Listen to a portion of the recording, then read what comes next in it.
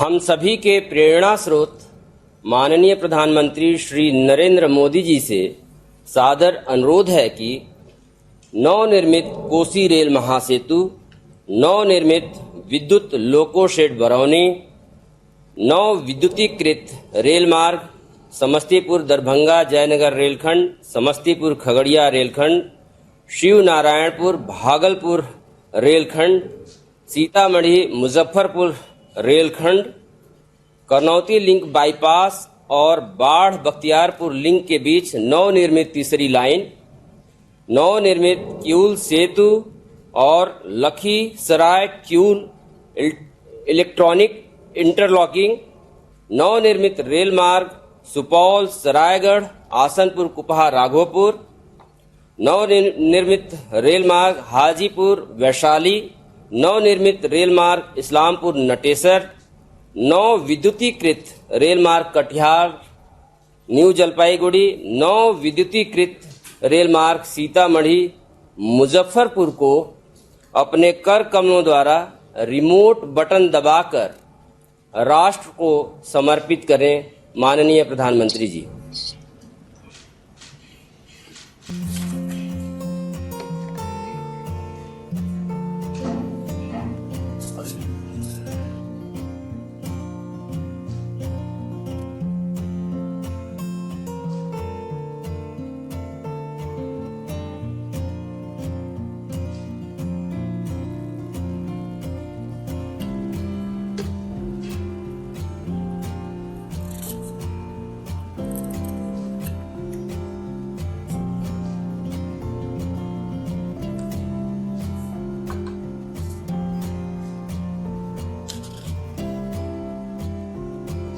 हरी झंडी दिखाकर ट्रेन सेवा को शुभारंभ करें। माननीय प्रधानमंत्री जी।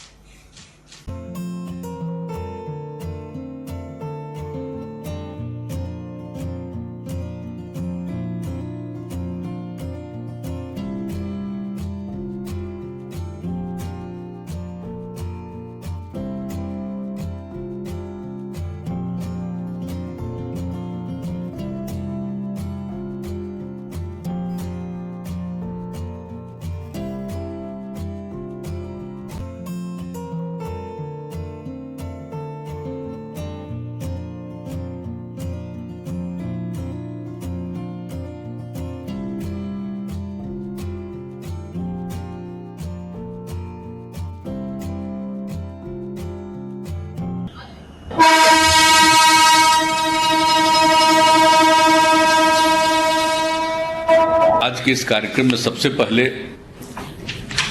आदरणीय प्रधानमंत्री जी को बधाई देता हूं।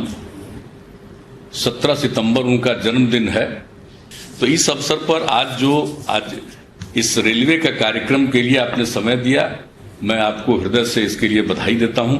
और रेल मंत्री को विशेष तौर पर मैं धन्यवाद देता हूं, उन्होंने बहुत सारी बातों का जिक्र भी कर दिया। आज जो कोसी महासेतु का उद्घाटन हो रहा है, उन्होंने खुद भी बताया, श्रद्धेय अटल जी प्रधानमंत्री थे और उन्होंने मुझको रेल मंत्री बनाया हुआ था, तो उसी समय ये कोसी महासेतु का उन्होंने शिलान्यास किया था। और ये कोसी महासेतु का जो शिलान्यास हुआ, उसके पहले जो कोसी महासेतु का बनाने के लिए और उसके दोनों तरफ अप्रोच बनाने के लिए जो सब कुछ हुआ, तो उसके लिए मुझको कितनी बार वहां जा करके हमने दोनों तरफ ट्रेवल किया, लोगों से बातचीत की, और अंत में कहाँ अलाइनमेंट होगा रेलवे के अधिकारियों को लेकर जाते थे, वो तय हुआ। और अंतोगत्वा श्रद्धेय अटल जी के नेतृत्व में कैबिनेट ने इसको स्वीकार किया और वो 6 जून 2003 को आए थे और वहां उन्होंने इसका शिलान्यास किया। इतनी बड़ी भीड़ थी, इतनी बड़ी संख्या में लोग शामिल थे कि आज उसकी कल्पना नहीं की जा सकती है। इतनी भारी संख्या में लोग वहां पर आए थे और जब उनके साथ हम जा रहे थे तो उनको हमने आग्रह किया था, चूंकि हम मिथिला के लोगों की इस भावना को जानते रहे,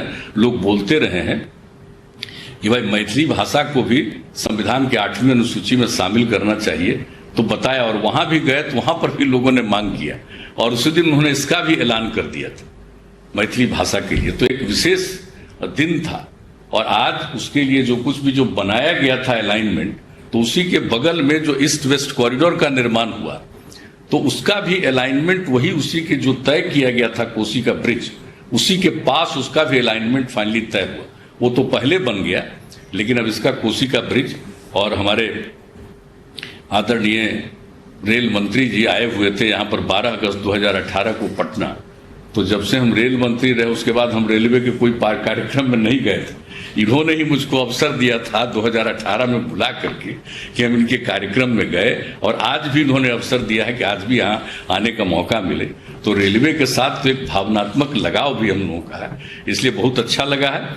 और उस दिन भी इन्होंने इनसे बातचीत हुई थी तो कहा कि नहीं, तेजी से काम हो जाएगा।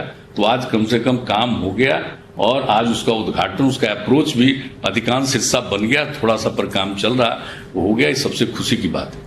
और दूसरा कार्य, जो कई चीजों का उद्घाटन शिलान्यास सबकी चर्चा कर दी गई है।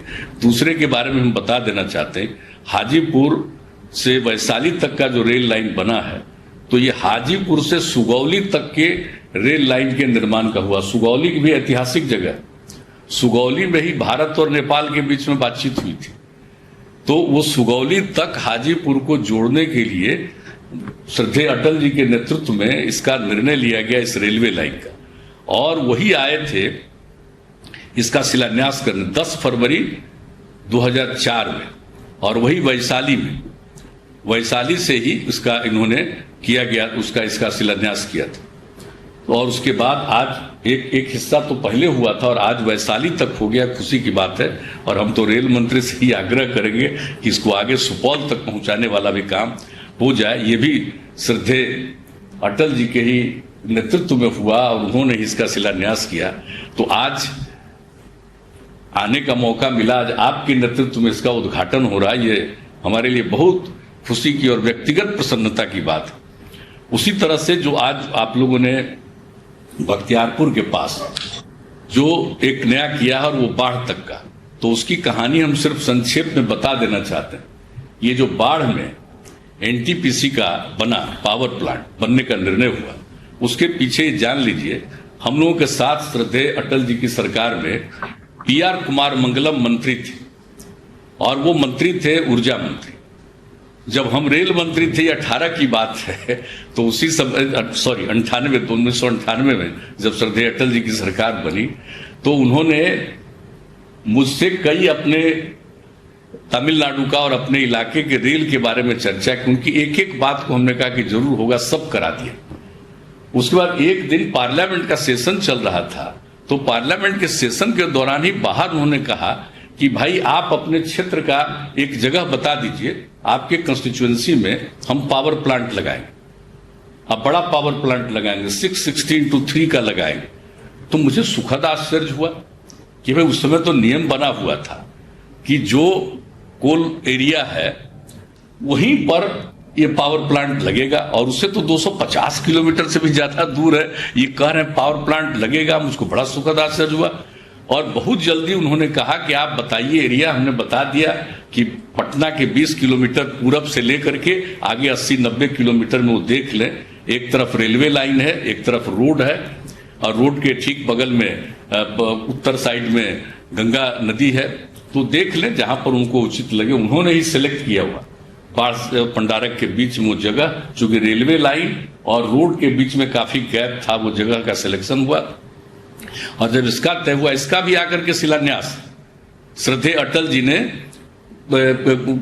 1999 में किया था। ये मार्च 1999 में किया था इसका उन्होंने शिलान्यास वहां पर उसका। और जब उसका हुआ तो उसी समय बना कि भाई बाढ़ से इसका लिंक बनना चाहिए कोल पॉइंट से हजारीबाग के आसपास। उसी समय ये पूरा का पूरा रेलवे का कंसेप्ट बना। और ये जो रेल लाइन अभी राजगीर और बख्तियारपुर के बीच में था, तो लेफ्ट की तरफ वहां से राजगीर से आने में बख्तियारपुर जाता है, तो राइट साइड में सोचा गया कि इसका बने और बाढ़ तक का रेल लाइन बन जाए, ताकि वहां पर सुविधा, जिसका अभी उप मुख्यमंत्री जी ने चर्चा किया। और ये जो पूरा का पूरा हो गया हजारीबाग कोयला खदान के पास से कोडरमा, तिलैया, राजगीर, बख्तियारपुर, बाढ़, ये भी सैंक्शन हुआ और इसमें भी काफी काम हो चुका है। लेकिन अभी यही हम आग्रह करेंगे कि इसमें जो जुरही खुराडीह सेक्शन में 4 सुरंग बनना बाकी है। तो जल्दी बन जाएगा, तभी वहां से इसका कोल का सारा ट्रेन आता रहेगा और इससे लोगों को कोयला पहुंचाने में वहां सहूलियत होगी, कम से कम समय में वहां पर कोयला पहुंचेगा। इसलिए हम तो ये भी आग्रह करेंगे। लेकिन कितनी बड़ी चीज है ये, कितनी खुशी की बात है, कब की बात है, 98 में ये बात हुआ, वहां बना, और उसके बाद रेल के बारे में सोचा गया। आज उससे संबंधित एक रेल का आपके द्वारा उद्घाटन करवाया जा रहा है। आप सोच सकते हैं कि मेरे जैसे व्यक्ति को इस बात से कितनी प्रसन्नता होगी, कितना आज मुझको आनंद हो रहा है कि चलिए उस समय जो किया गया आज हुआ। अब आपकी सरकार बनी तभी तो ये काम हो रहा। इस बीच में कहां लोगों ने किया 10 वर्ष तक? जितना काम होना चाहिए था वो काम नहीं हुआ। ये काम और तेजी से होना चाहिए था, नहीं हुआ। जब अटल जी का ही कार्यकाल था, उसी बीच में जितना हम लोग रेलवे से करवा सके थे उतना करवा पाए थे। और आज जो आपने उद्घाटन किया है फतुहा इस्लामपुर रेलखंड का, उसको आगे जो बढ़ाए हैं आप लोग, ये इस्लामपुर वाले को लाइन को नटेसर तक, तो आपको हम बता देना चाहते हैं कि फतुहा से इस्लामपुर का पहले छोटी लाइन थी, वो एक बार बाढ़ में समाप्त हो गई थी। लोगों की इच्छा थी बने, तो हम लोगों ने इसको रेल मंत्रालय से तय कर दिया और अंत में फतुहा से हम लोगों ने इस्लामपुर तक का रेल लाइन बनवा दिया। और जब उसका उद्घाटन हुआ, इतनी लोगों को खुशी हुई थी। और उसी समय हम लोगों ने सोचा था कि जो चूंकि पटना से गया हम लोग जो जाते हैं, उसका सबसे पुराना जो रोड था वो फतुहा इस्लामपुर होते ही गया जाता था। तो जब फतुहा और इस्लामपुर रेलवे लाइन बन गया, तब हमारे मन में ये बात आई कि रोड है अगर इस्लामपुर से गया तक, तो रेल भी लाइन होना चाहिए। और उसी को रेल लाइन बनाने के लिए ही जो रास्ता तय किया गया, आज उसी का नटेसर तक का काम पूरा हो गया। अब फतुहा इस्लामपुर नटेसर होते हुए गया पहुंचने का, क्योंकि राजगीर से तो आगे हम लोग नटेसर से आगे तक का तिलैया तक का काम करवा चुके हैं पहले से। तो अब बहुत अच्छा है। और इस तरह का जो आज हो रहा है, कितनी हम लोगों को इस सबसे खुशी है।